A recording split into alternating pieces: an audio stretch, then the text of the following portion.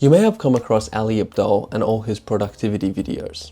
He goes over valuable resources and frameworks that we can use to get more out of our time.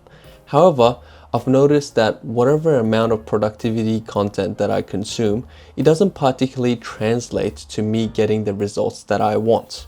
And I think I know why that is, and I'm going to go over that in this video. But first, let's go over a common experience in high achievers like you and I. Their struggle with appreciation with what we've done and what we've accomplished. Because our sights are always set on the future with the expectation of actualizing more potential. But this style of thinking has never allowed me to truly be happy with what I've got. It's like quicksand. The more I think about the uncertainty of the future, the deeper I sink, which then leads me down the pathway of distracting myself from that reality with hedonic pleasures. But recently, a new way of thinking about time and priorities has been making more and more sense to me. I know I struggle with juggling too many things at the same time. Therefore, the framework of quarterly planning has piqued my interest. Quarterly planning consists of time blocking the year in 4 3-month chunks, and then deciding on one singular objective per chunk of time. That means dedicating 90 days to one singular objective and trying to improve in it as much as possible. But the question arises, how do we choose what to do? If you're anything like me, you have a bunch of things that you're interested in. For example, for me, it is exercise, writing, video production, and personal development. But recently, the content creation aspect of things has been longing for my attention. I know I'm in it for at least 2 to 5 years, but that idea is a double-edged sword. First, because 2 to 5 years is a long period of time, and that is hard to grasp and can be daunting. Second, because 2 to 5 years is a really long time to do something, and Parkinson's law is a bitch.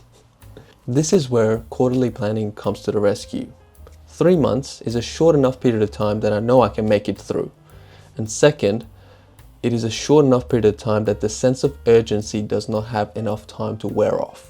What you're interested in might not be the same as what I'm interested in. So you might want to take a piece of paper out and brainstorm on the topics that you find yourself drawn towards, the activities you remember partaking in and losing track of time, the pieces of information that were so interesting to you that you haven't been able to forget about them. Now think about which one of those you feel a calling towards. Which one of them, when you think about doing, lights a fire in your chest? That fire that we feel is resolve. But we tend to lose connection with that resolve over time, which is why those productivity frameworks and tactics don't end up working in the long term.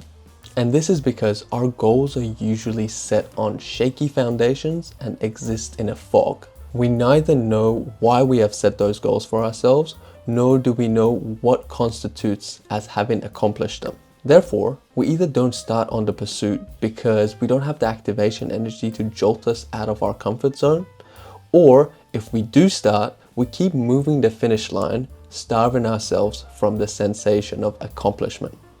This leaves us feeling defeated, and we eventually end up in our comfort zone. To define a clear objective when choosing a goal, it might be useful to contemplate on a few aspects. Why are you taking on this goal? What are the constituent parts of this goal? How can you regularly take steps towards this goal? What are the repeatable actions/tasks that give rise to each constituent part? When during your week are you going to be taking these repeatable steps? When are you going to consider this goal as accomplished? When are you going to be satisfied?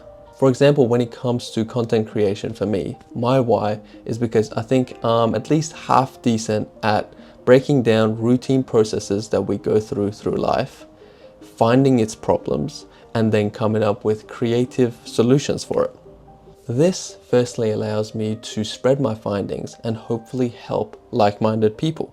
And on the other hand, by putting it out in the open, it will be subjected to scrutiny, which I hope allows me to become better over time.